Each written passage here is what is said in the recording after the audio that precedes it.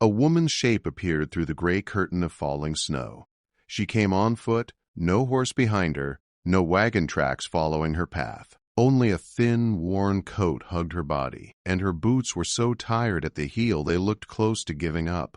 The wind cut hard across the Montana plains, sharp enough to sting the skin. Winter was no longer coming. It had arrived.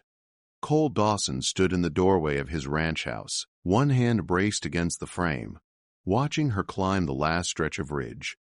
Most people turned back when the sky looked like this. She did not. She did not stop to rest. She did not stumble. She just kept moving forward, one steady step at a time. When she reached the porch, she knocked 3 times. Firm, even. Like she had decided this was the last door she would knock on. Cole opened it. She was younger than he expected. Late 20s, maybe a little older. Her dark hair was pulled back tight. Her face lean from hunger or worry or both. Snow clung to her lashes. Her eyes met his without fear, but they were tired in a way he knew well, the look of someone who had run out of choices, but not strength. "I'm looking for work," she said. No greeting, no apology for the hour or the storm. Cole studied her for a long moment. "What kind of work?" "Any kind you'll give me." "I can cook, clean, mend. I learn fast." He looked at her hands, not soft, but not ranch hard either. Hands that had worked, just not this kind of work. "Why here?" he asked. "Because you're far enough from town that maybe you need help more than you need gossip." That almost made him smile. Almost. His housekeeper had left 3 weeks earlier, said the silence drove her mad.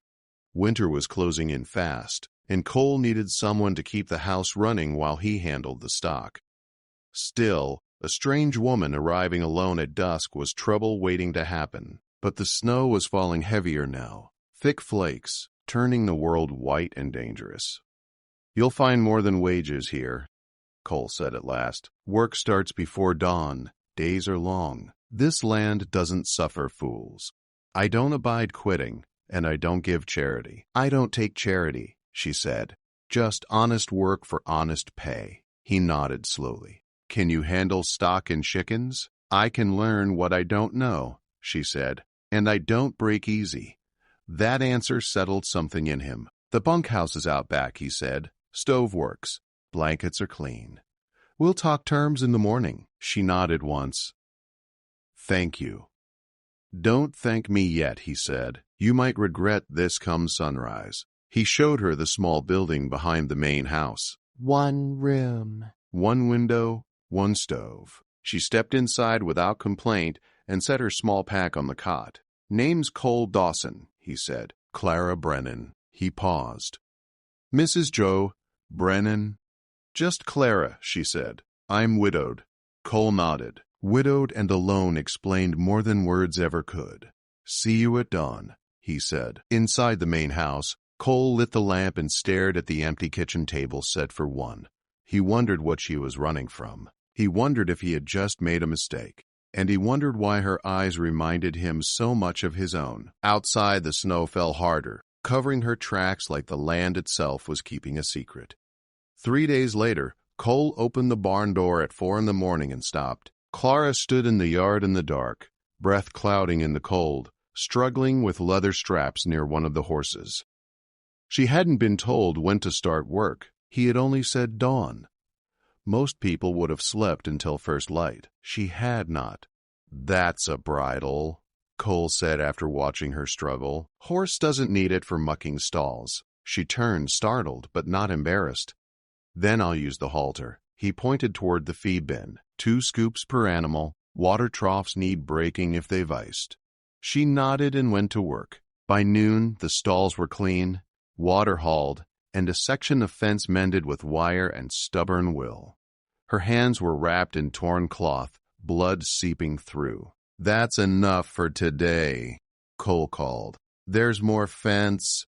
I said, "That's enough." She didn't argue, just nodded and walked back toward the bunkhouse. That night, Cole left a plate of stew and bread on the kitchen table for her and ate alone in the other room. The line was clear. Rancher and hired help. That was how it had to be. Near midnight, the chickens screamed. Cole grabbed his rifle and ran outside. He stopped short. Clara stood by the henhouse in her nightgown and coat, one of his rifles raised. Firelight from the lantern painted her in orange and shadow. 3 wolves circled beyond the fence, eyes glowing in the dark. She fired a warning shot into the air. The wolves backed off but stayed close. Cole moved beside her, lit a torch, and hurled it toward them. She fired again. Together, they drove the pack back into the hills. When the silence returned, they stood side by side, breath rising in white clouds. "You know how to shoot," Cole said. "My father taught me," she replied. "Said a woman alone needs to know how to stand her ground." She was shaking from cold or adrenaline, maybe both, but she hadn't run. "Get some rest," Cole said. "They won't be back tonight." She nodded and walked toward the bunkhouse, rifle still in her hands. Cole watched her go, listening to the distant howl of wolves. Lonely. Old. Maybe, he thought, he hadn't made a mistake after all. 2 days later, he rode into town for supplies. The looks started immediately. "Morning, Cole," Martha Doyle said carefully from behind the counter. "Heard you hired a woman. Needed help," Cole said. "She needed work. Folks are talking. Folks always talk." Outside, Warren Kent blocked the doorway. Banker thin, smile sharp. "She that kind of woman?" Kent asked. Cole's jaw tightened. "She's the kind that works hard and minds her own business." Kent stepped aside, still smiling. "Just friendly advice." Cole rode home under a sky the color of iron, a new winter coat tied behind his saddle. Back at the ranch, he handed it to Clara without ceremony. "You'll need this," he said. "Snow's coming hard." She stared at it like it might disappear. "I can't pay you back." "Didn't ask you to." "Then why?" "Maybe I know what it's like." He said to need a place that doesn't ask questions. She nodded, holding the coat to her chest. That night, Cole lay awake, listening to the wind. In the bunkhouse, Clara sat on her cot, wrapped in warmth for the first time in a long while. Outside, the land settled under snow, and somewhere beyond the ridge, the wolves waited. The ranch settled into a quiet rhythm as winter deepened its grip. Days began before light and ended after dark. Snow piled against fences and pressed down on the land until everything felt smaller and closer. Clara learned quickly, too quickly for someone who claimed she had never worked a ranch before. She learned the sound of frozen hinges, the way cattle shifted when snow meant hunger, the silence that warned of another storm. Cole watched without comment. He showed her how to throw a rope, how to read a nervous animal, how to move steady instead of fast. She missed more than she caught, but she never quit. Not once. Weeks passed. November bled into December. The cold stayed. One evening, while they worked by lantern light in the barn, Clara began to hum. The tune was simple, worn smooth by years of use. Cole paused, the rope slack in his hands. "What's that?" he asked. "A hymn my mother used to sing," Clara said. "She said it helped when things felt heavier than you were." She finished her work and went quiet again, but the sound stayed with him long after the lantern was blown out. The pipes froze on a Tuesday morning. Cole discovered it when no water came from the pump. He cursed once under his breath. The repair would take days. Until then, water would have to be hauled by hand from the creek.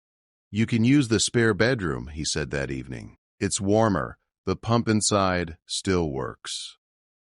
Clara hesitated. "People already talk." "People always talk," Cole said. "Question is whether you freeze caring about it." "I'm not that kind of woman," she said softly. "I know," he replied. "And I'm not that kind of man." After a long moment, she nodded. That night they ate supper at the same table for the first time. The fire cracked low. The house felt different, less hollow. They didn't say much. They didn't need to. Loss has a way of making strangers understand each other faster than words ever could. Christmas came quietly. No tree, just pine boughs over the mantel and candles in the windows. Cole carved a small wooden bird from scrap pine and set it where the firelight could catch it. "I made one once," he said, for a child that never lived long enough to hold it. Clara didn't ask questions. She didn't need to. My daughter was 4, she said later that night. Fever took her. After that, the town decided my grief was a crime. Cole stared into the fire. My wife died in childbirth. Folks said I should have done more. Maybe they were right. They sat with that truth between them. 2 people carrying guilt neither had earned, but both believed. The blizzard came 3 days after Christmas. It came hard and fast, erasing the world beyond the porch. The cattle were stranded in the far pasture. If they didn't bring feed, the herd wouldn't survive. I'm going, Cole said, loading hay onto the sled.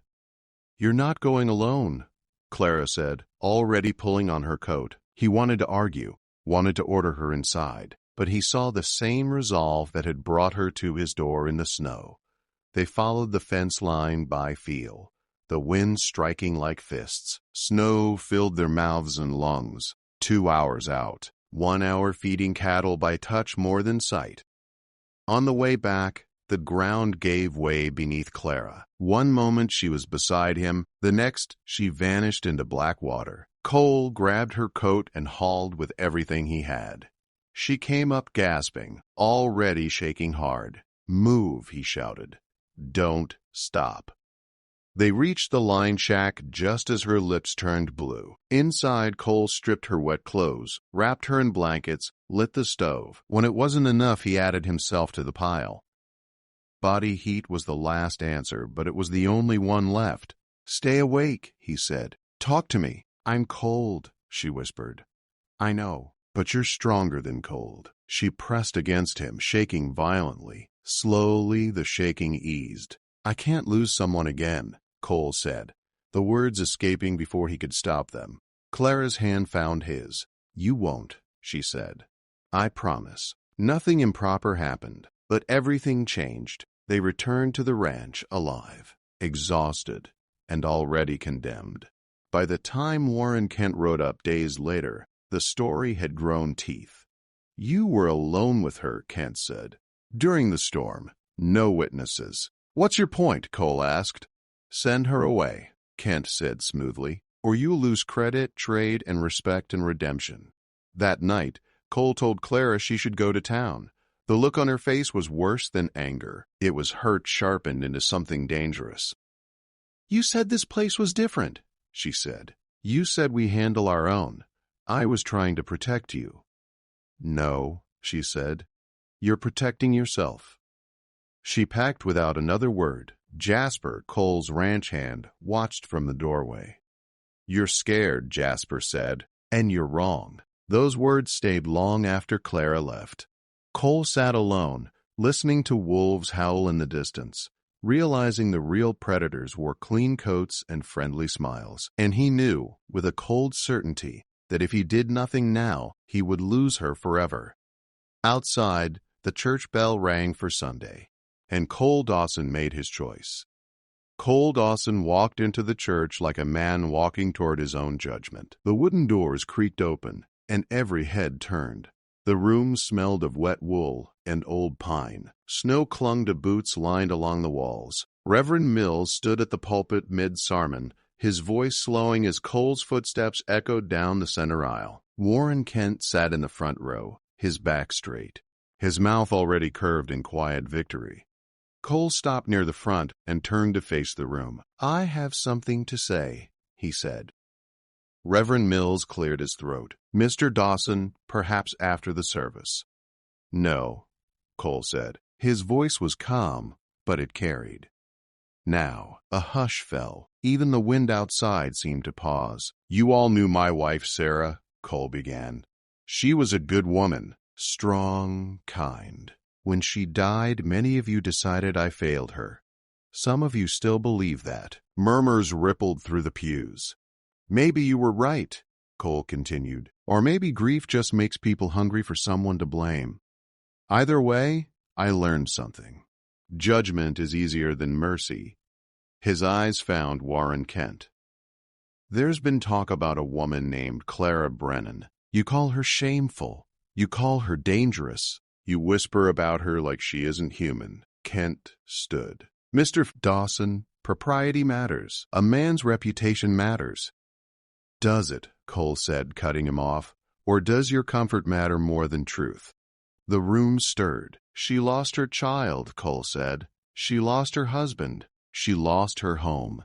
And instead of laying down and dying, she kept going. She worked harder than anyone I've ever hired. She stood her ground when wolves came in the night.